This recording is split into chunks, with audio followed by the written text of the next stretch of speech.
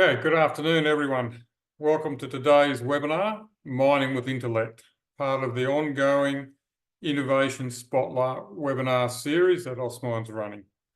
I'm Ross Carter, Osmine Membership Manager for New South Wales, and pleased to be your host today. Before we begin, on behalf of Osmine and all of today's presenters and presenting companies, I'd like to acknowledge I'm hosting this webinar from the lands of the Awabakal and Worimi people. I'm in Newcastle. We acknowledge the traditional custodians of the various lands on which we all meet today and recognise the Aboriginal and Torres Strait Islander people participating in this webinar. The Innovation Spotlight webinar series provides our members a way to showcase their innovative solutions, techniques and technologies to shine a light on what the next phase of mining can hold. Today, we continue this series with Mining with Intellect. We showcase members' expertise in some latest technology, innovative solutions, harnessing big data analytics, machine learning. This includes some cloud-based ecosystems, data analysis, AI-driven solutions for drill and blast processes, and strategic application of AI and Gen AI technologies. I'm joined today by 4 industry-leading member companies who will share how these technologies are being applied to make strategic decisions, enhance operational efficiencies, predict maintenance needs for mining equipment. Joining us today to share their expertise, we have James McKenzie, Global Strategy Manager, Core Technologies with Maptech. We welcome Florence Zhao, Digital Product Manager, CR powered by Epiroc. Nick Grassoff, Commercial Director, Asia Pacific for Hexagon. And Shane Phillips, Global Executive for BHP with Dell Technologies. The format of this webinar will include a short presentation by each of our presenters, followed by a Q&A session. If you have any questions for the presenters during the webinar, please type them into the Q&A box at the bottom of your screen. If your question is directed to a specific presenter, please identify their name. The webinar is being recorded and will be shared with all attendees. That concludes our welcome and introduction. So without further ado, I would like to welcome our first presenter, James McKenzie, Global Strategy Manager, Core Technologies, presenting from Maptech. So over to you, James. Thanks, Ross. Hi, everyone. I'm James, and today I get the pleasure of introducing Maptech's cloud ecosystem. Maptech's been moving towards cloud-native platforms for a number of years now, starting with the pioneering Domain MCF for modeling and also Evolution for mine scheduling. With more and more data becoming available and more disparate data sources, we identified the need of to create an ecosystem to be able to bring all of that information together to provide meaningful solutions from it. And that's why we've created the Maptech Cloud Ecosystem, which is the green box here. And inside of that, we've got 3 core components to the Maptech Cloud Ecosystem. So those 3 pillars are MDS, MCF, and MOE. MDS being a central data storage and management platform.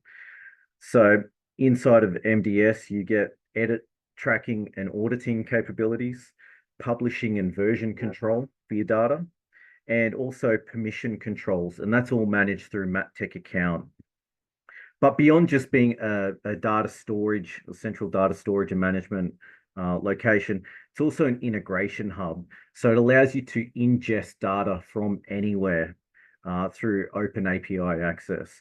And that data it's completely agnostic. So it doesn't care what the data is, what format it is, or anything like that. You can just bring all of that information into MDS and store it and manage it from there. Now, on from that, we also provide native desktop integration with Maptech applications. So you can access that data from inside of Vulkan Geology Core, Point Studio, any of our desktop applications as well. That leads to MCF, which is our compute framework. MCF enables you to access the power of cloud computation for your data. Now that computation could be on any algorithms you like. So whether that's MatTek algorithms or from third-party libraries, etc., that you've ported into our ecosystem to run the computations on. Now, aside from that, it's not just a case of having the biggest machine possible, waiting for you to throw your data at it. In some cases, it's actually better to break the data down into smaller pieces and then farm it out to n number of computers or worker machines to do the computation work, and then pull all of that information back together. And that's what MCF provides, is the right pathway there to get you those solutions as quickly as possible. Then that leads to MatTek Orchestration Environment, MOE. Now, why orchestration instead of automation? So orchestration, because it ties in more than just simple automations. It's also process management and business processes as well. It's easier to, this stuff's a little bit abstract, so it's easier to demonstrate this using some examples. So this is a nice simple example we did for a client where they were taking some measurement whilst drilling data and wanting to model, looking for potential voids. Okay, so we were taking that data from their data lake. So it was being pushed in from a trigger inside of their own ecosystem into our ecosystem through MDS. Once inside MDS, that would spin up an operation to take that data, transform it to be ingested into domain MCF for the domain modeling of the measurement whilst drilling data. As an output, we're taking the model coming out of domain MCF and then converting that, transforming that into GeoTIFFs, which was the client's preferred output. And then once in GeoTIFF, it was being pushed back through into their own ecosystem. All of that completely hands-off. They then wanted to take the GeoTIFFs and convert those to polygons. Again, that's just an algorithm that we put into MCF and have that trigger automatically. So once the GeoTIFF's created, it would create the polygon from the GeoTIFF and then take those polygons and push them down into Geology Core containers or Vulkan DGD layers. So moving on from there, stepping up the complexity, you can see how, you can start to add more steps in. And this is where MOE, as I was saying before, goes beyond just automations because it provides that human in the loop element for the business process steps. So you can then put some decision trees in there that are coming from human input. So in this case here, you've got data coming in from desktop. You might have some drill holes in a third-party application. You might have a model which you've created in a third-party application that comes in and triggers a pipeline to start. You might have some simulations running inside of MCF, SGSim or something similar to that. Grade estimations. As an output, you might have multiple block models depending on how many realizations you're running. A single block model, you might want to run that through a domain MCF neural network. Once those outputs come back into MDS, at that point there, you might want to review it and publish it. So this is where someone can, have an alert come up. Hey, there's something for you to review here. They can come in, check it, interrogate it. Yes, I'm happy with that. Hitting OK or continue or publish triggers the downstream processes, then automations to take off again. So you might run some reserving or grade control shapes, etc., etc. Another example here, surveyors might be out in the field capturing spatial data through drones or laser scanners, etc. Depending on the network, that information might be feeding into MDS real time.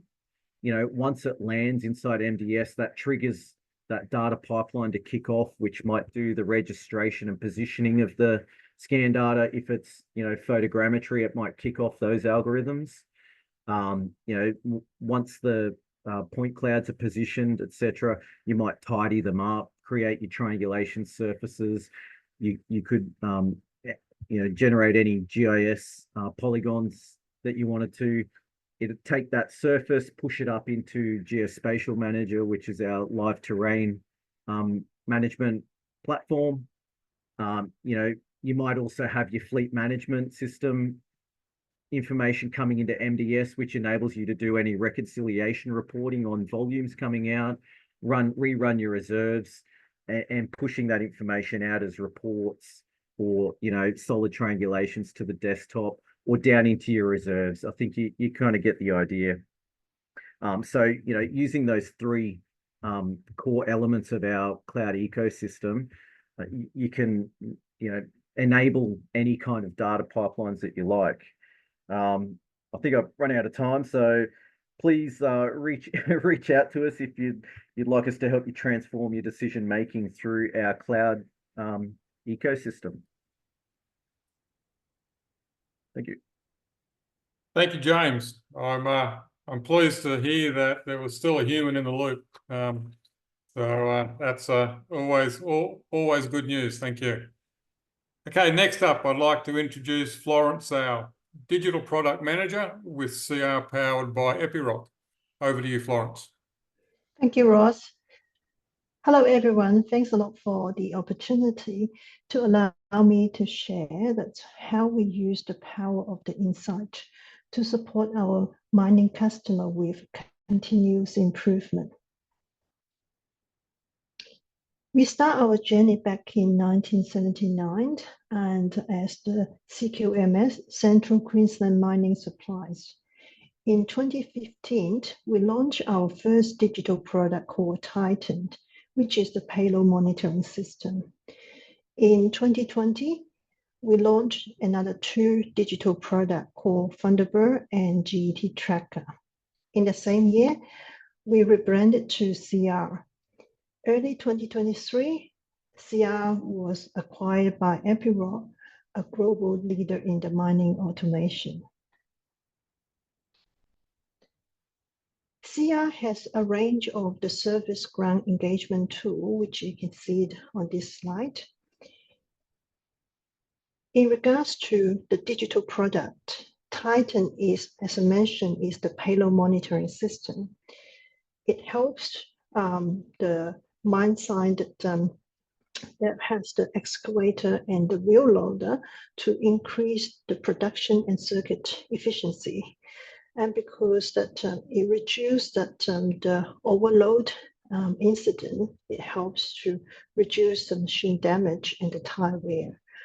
And by the fact that we enabled our customer to manage their fleet a lot more efficiently, the outcome is to reduce the cost per ton and fuel emission.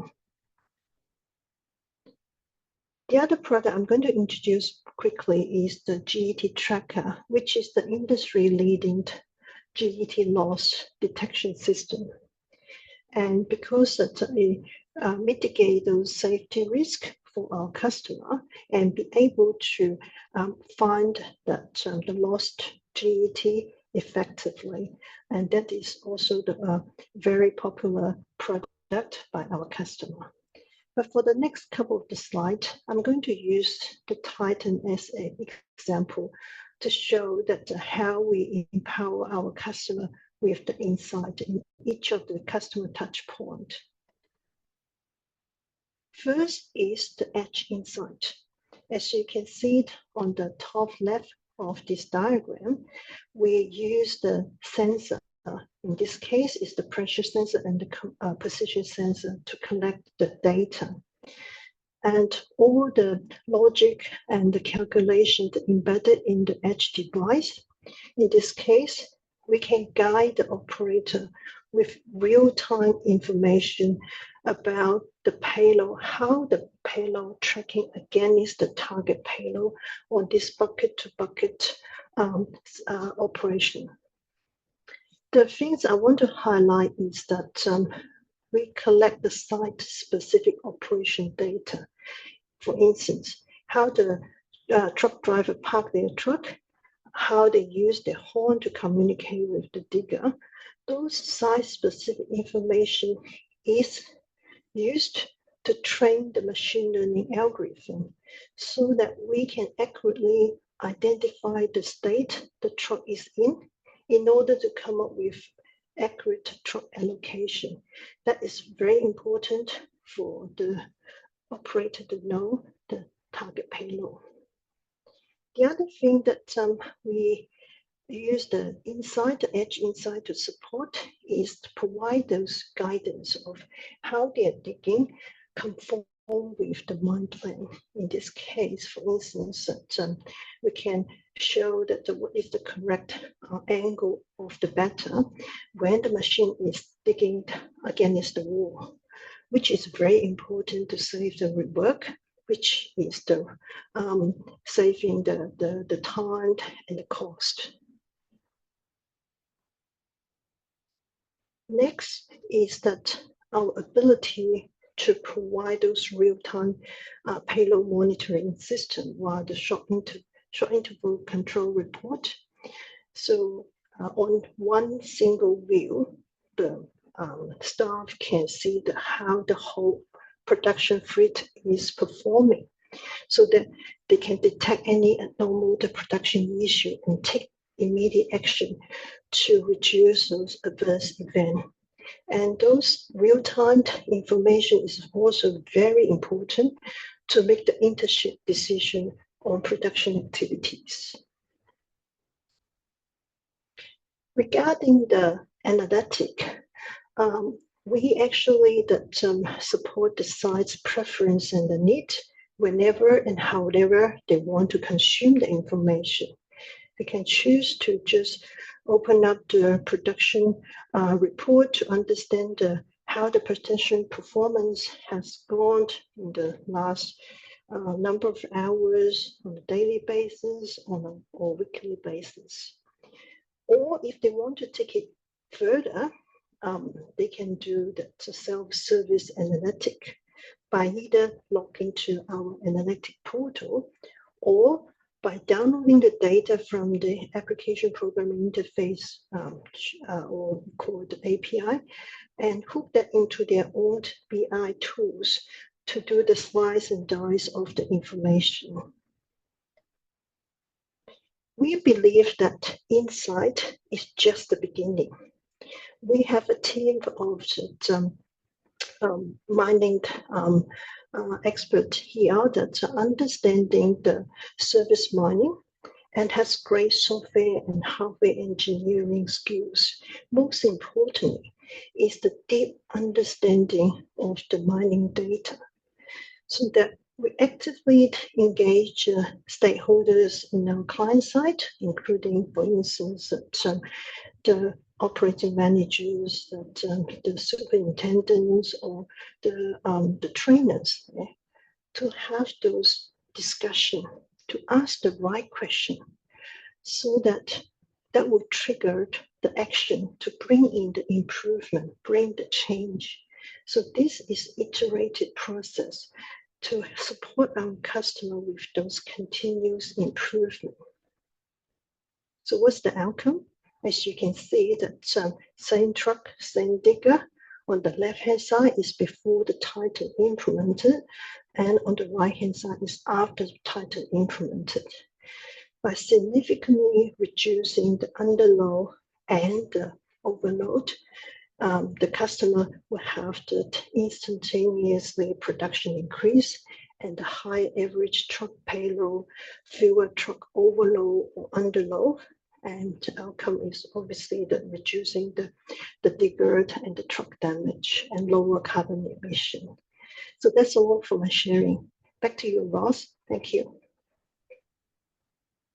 Thank you, Florence. That was great. It all starts with the bucket, doesn't it? The wheel loader or the digger. Thank you very much, Florence. Okay, next up we have Nick Gresshoff, Commercial Director, Asia Pacific for Hexagon, to present. Over to you, please, Nick. Great, thanks, Ross. So would just like to, Hexagon is providing an overview about the transformative role of artificial intelligence, AI, in the drill and blast phase of mining operations. Automation is already well integrated into tasks such as drilling, blast hole measurement, explosive loading, and stemming. Now AI is playing an increasingly crucial role in enhancing these processes. I'd just like to play a little video quickly for everyone. Hopefully it doesn't buffer too much.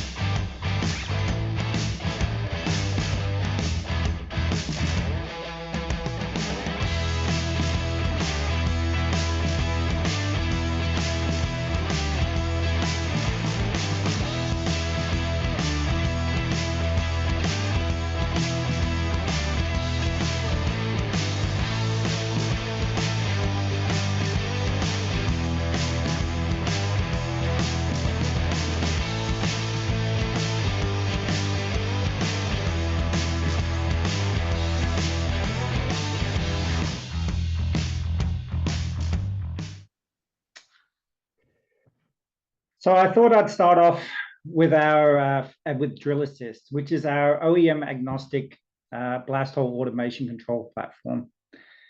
So as probably everyone in the industry knows, obtaining skilled operators are hard to come by. It can take 6 months to train a good operator and can take 10,000 hours to be an expert one.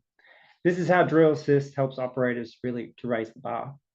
So utilizing Drill Assist has shown a 30% productivity increase.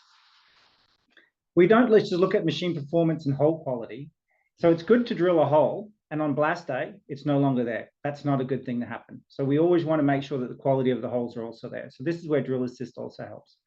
We help with reducing machine wear and the drill bit wear. We take about 3 to 5 days to install.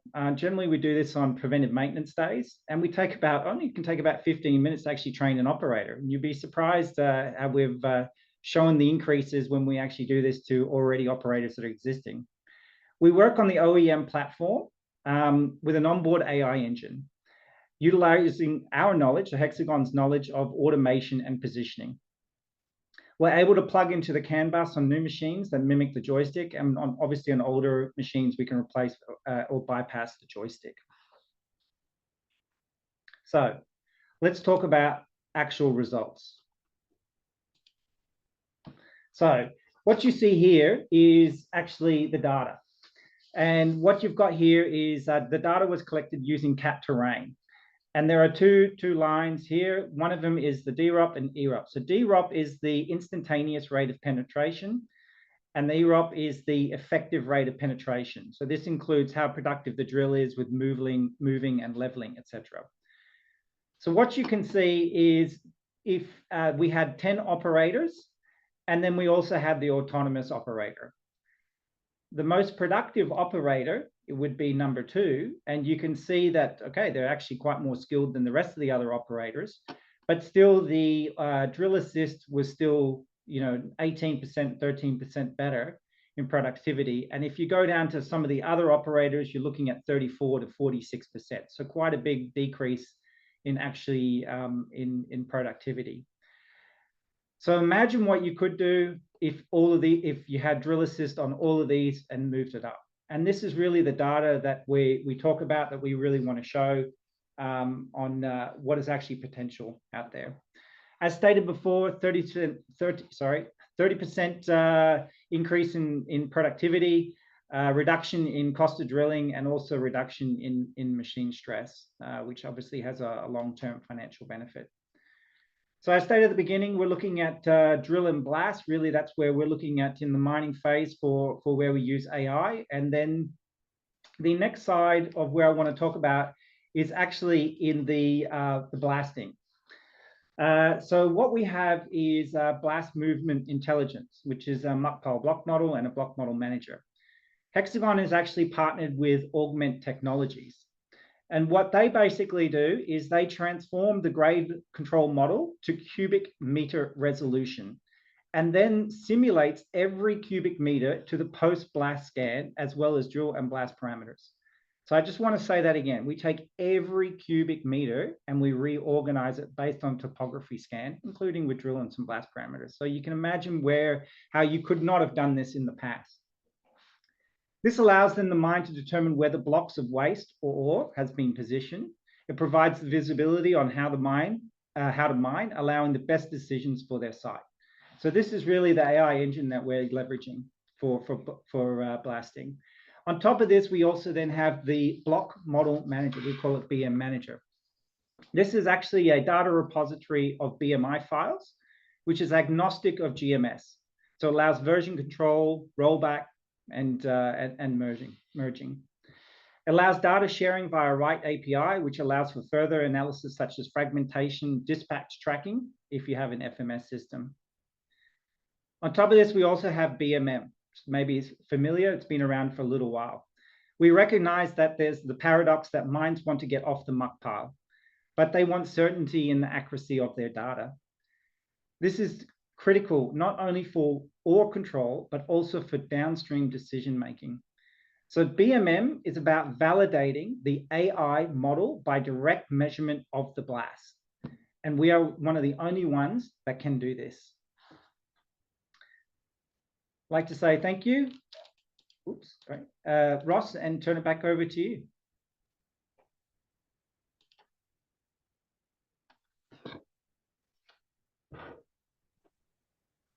Thanks, Nick. I had a long time in the explosives going back in the 90s, and yeah, this sort of stuff was just dreamed about. The amount of data into the detail. Thank you very much. Okay, finally, it's my pleasure to welcome Shane Phillips to present. Shane's Global Executive for BHP with Dell Technologies. So over to you, please, Shane. Thanks, Russ. Hey, had a couple of dropouts during the presentation, so hopefully you can hear me clearly and everything's working. Good afternoon, everybody. Look, for the past year and a bit, our collective imaginations have been captivated by chatbots and Gen AI. The rapid adoption of ChatGPT has been nothing short of remarkable, setting new benchmarks in human history for adoption. Initially, many of us explored these technologies for personal reasons, I know I did, only to realize their potential in our professional lives. It's the pursuit of innovation, and some lines, unfortunately, in that pursuit of innovation were crossed and security boundaries were breached, and we unwittingly participated in the shadow AI space for a little while as individuals. And I think then the corporate nous caught onto it, and today we find ourselves in a critical juncture. But most companies have the opportunity, or perhaps even the imperative, to harness generative AI using their own corporate data. The use cases and the diverse uses are abundant, as you can see by some of the previous presenters there. Generative AI as well promises to usher in a wave of change that will reshape the entire business landscape. Acknowledging this, and I think my next slide is what I'm looking for there, acknowledging this is the eventful backdrop. Let's explore together, embracing the possibilities and responsibilities lie ahead. Our meeting is not just about technology, it's also about shaping the future of our organization. So I want to thank you, and we want to thank you for inviting us to this pivotal moment as we go through. Yeah, next slide, thank you. Michael said that AI is the defining technology of our industry and our sector for the rest of the decade. Now, he wasn't just talking mining then, he was talking about the IT industry. But for us, this is all about data, which is really the fuel of AI, and we're fundamentally a data organization at Dell. That's essentially the way we think about AI as a whole, as a data-driven technology. As we enable the organizations to build and optimize unique AI and Gen AI enterprises, we start with the knowledge that the data is the fuel that drives AI, as you've heard. Data is your most valuable asset, and it's the foundation. We'll help you build on, and we'll also drive some of this truly profound outcomes with AI and Gen AI. Next slide, please. So, as this note says, it's going to revolutionize, or it is revolutioning mining and natural resources. And I'll give you some examples shortly. Here they are, the use cases. Next slide, please. Sustainable practices. Gen AI aids in minimizing environmental impact by optimizing energy usage, reducing waste, and ensuring compliance with regulations in the sustainable practices. The license to operate is really important as a miner, and this really helps meet those criteria. Resource optimization, another area, through data analysis and AI-driven insights, mining companies can optimize resource allocation, extraction, maximizing yields and their profits. And then the last one in the use cases I've put up is predictive maintenance. Generative AI enables real-time monitoring of the equipment, as you heard previously with the digger and all that stuff, right? And then enable you to predict what maintenance needs, reducing downtime and saving costs. So it's really important that we look at how we apply these things. Next slide, please. So accelerating this is really what's key. And as news feeds will tell us, and the share market for the foreseeable benefits of AI adoption are quoted out in the trillions of dollars. You know, it's just amazing how fast this has taken up. And as we look to drive growth, enhance the human experience, and optimize productivity and accelerate innovation, which are really the four things I'm talking about here, AI integration in mining is underway. A customer of mine is leveraging artificial intelligence across the entire mining value chain to enhance efficiency, reduce costs, improve safety, and minimize environmental impact. AI is used for the predictive maintenance, as we said earlier, energy optimization and real-time monitoring. There's also precision in exploration. AI algorithms are improving the precision of mining exploration and extraction, reducing unnecessary drilling and excavation. This has led to the discovery of new mining deposits, particularly in copper for our case, and the use of advanced technologies like muon tomography to find extra resource pools.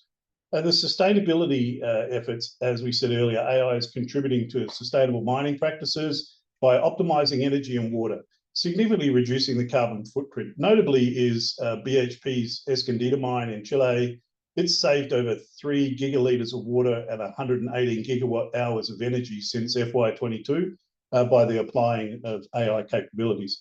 And then lastly, you know, but not least at all, automation and safety. The development of the autonomous vehicle and machinery is enhancing productivity and safety. AI-driven wearable technology is also being used to monitor the miner's health and safety in the conditions and look for fatigue and other things. Next slide, please. I'm trying to go fast, so sorry if I trip over things, but AI is transforming business at an unprecedented pace, and enterprises are under immense pressure to accelerate their AI initiatives. So to compete, innovate, and improve how they operate, the corporations are looking at this very hard. The change creates challenges, and I believe that we're all hearing the same thing. AI implementations can be complex, the left-hand side there, and many organizations lack the necessary AI expertise to proficiently address these challenges. The skill shortage is there. There's also complexity inherent in data readiness and actually having clean data. Clean data in, the right data is critical for AI success. Clean data in, clean data out. If you put in Brumby data, you're going to get Brumby data out. But many organizations face these data challenges and lack a usable, relevant data.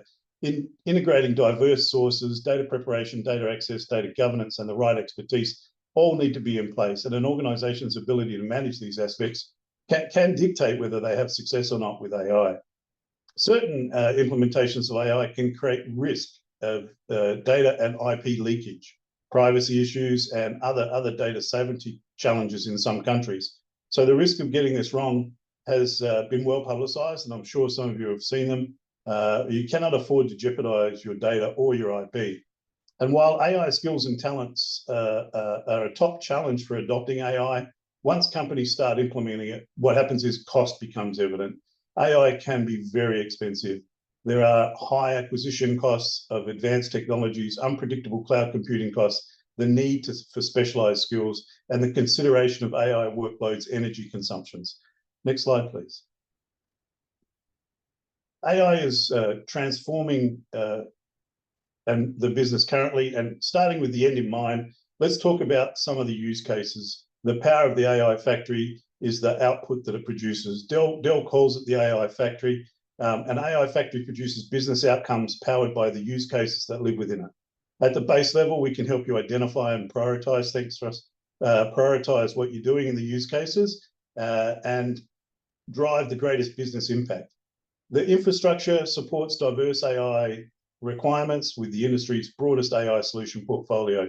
Dell offers the best of breed technologies, as you would well know, but we also have this open ecosystem and a series of partners with tools and capability in this space. And the AI factories need a large and dynamic AI ecosystem to succeed. There's no single vendor that can meet all of the customers' AI requirements.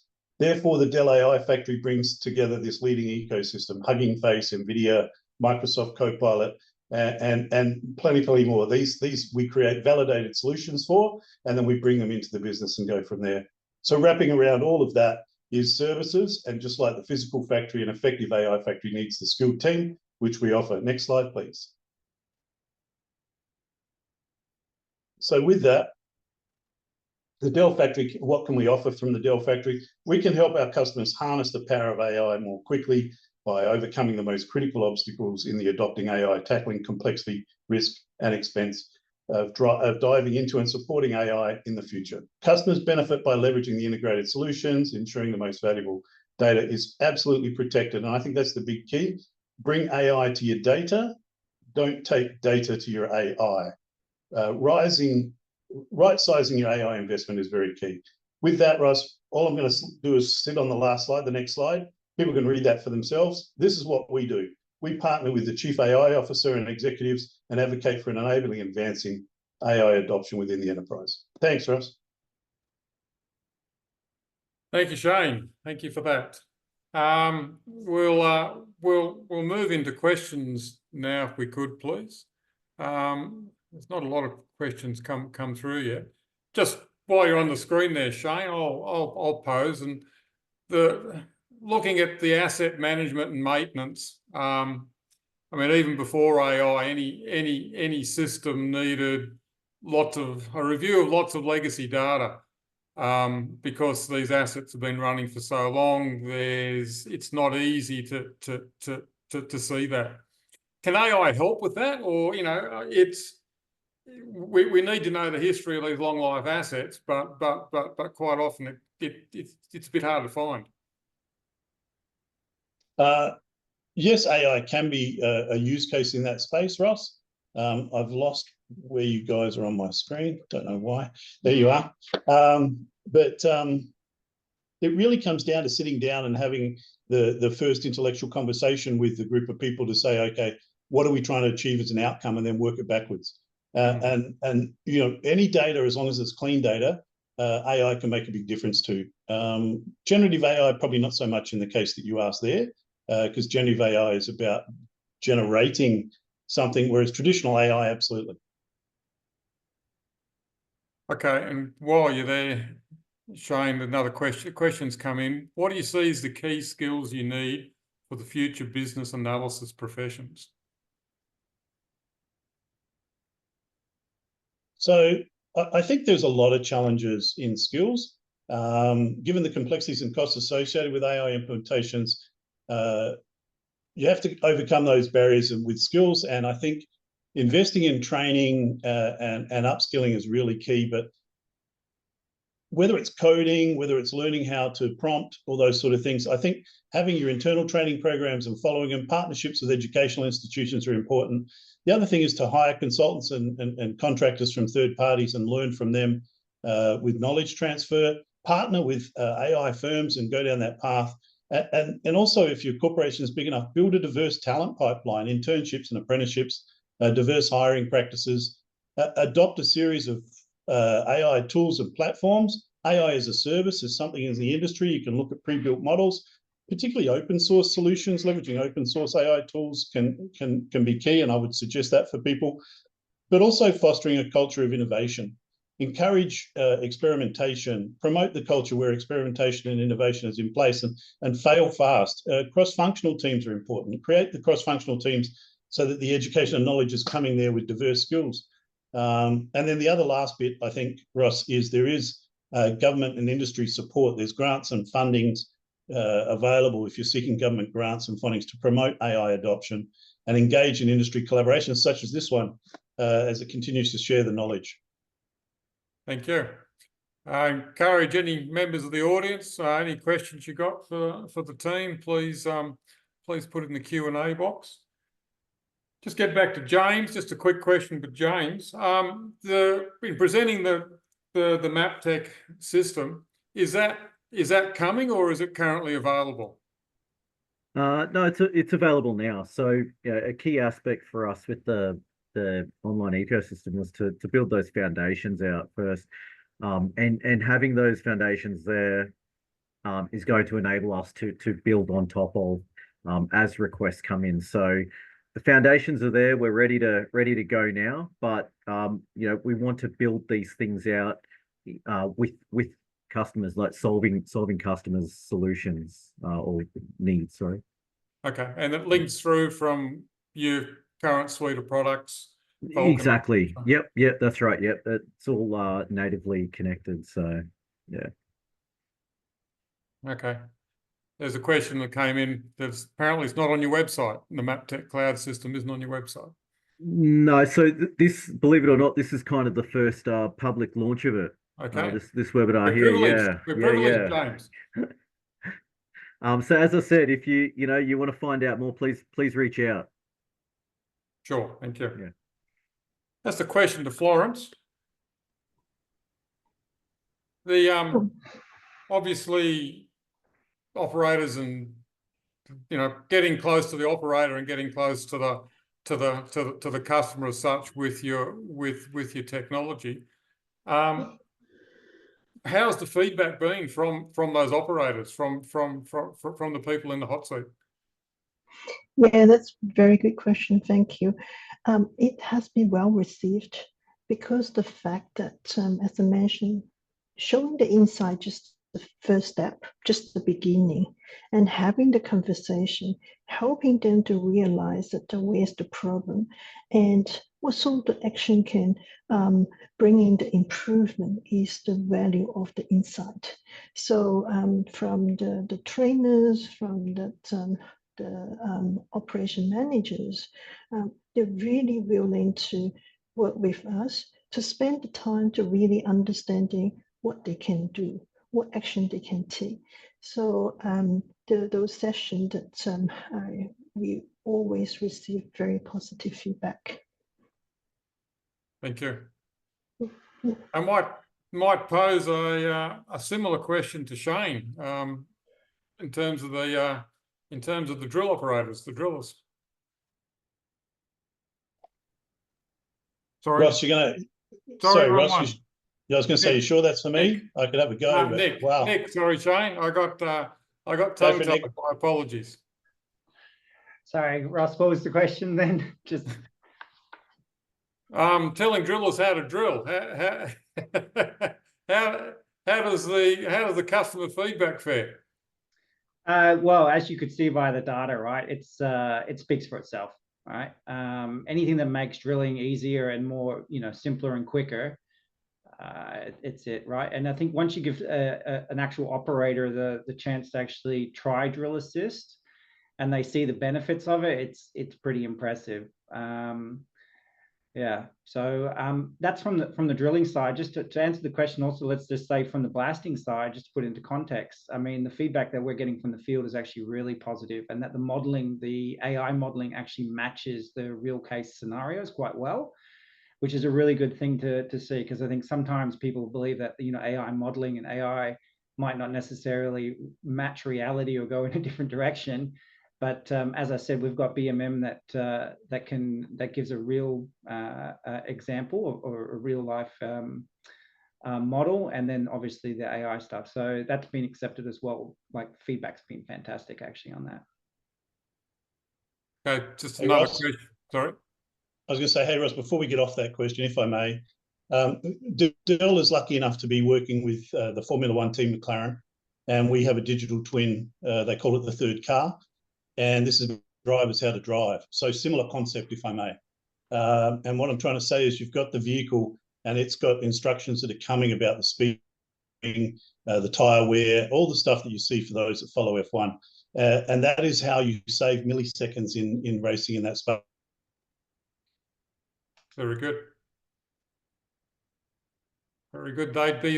Drivers would be a bit more precious than drillers, I would imagine. Drillers take just as long to train to be experts.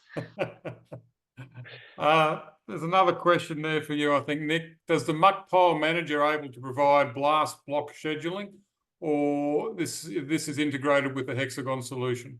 That's more integrated with the GMS and the Hexagon wider solution. So yes, it's possible, but it's not directly through the BMI. The BMI is more about actually doing the modeling itself. Okay.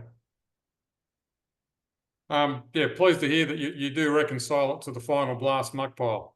You can, but that's exactly the point. Like you don't need to anymore, right? And if you don't have that confidence in AI, but you can. So it's still possible to do. But you know, it's all about safety too, right? Getting off the muck pile. Indeed. There is a first question there. I don't know if anyone's seen it. I'm not sure if it's a bit too broad for the topics we've discussed. I don't know if anyone has a crack at it. Critical raw materials on special segmentation related to deep ocean and space exploration to align business project from people to the planet. But I don't know if it's quite us or it's a little bit out there. Does anyone want to have a comment, or we'll move on to the next? Okay. Have we got any more questions from the audience? It seems a little bit quiet, so we might wrap things up.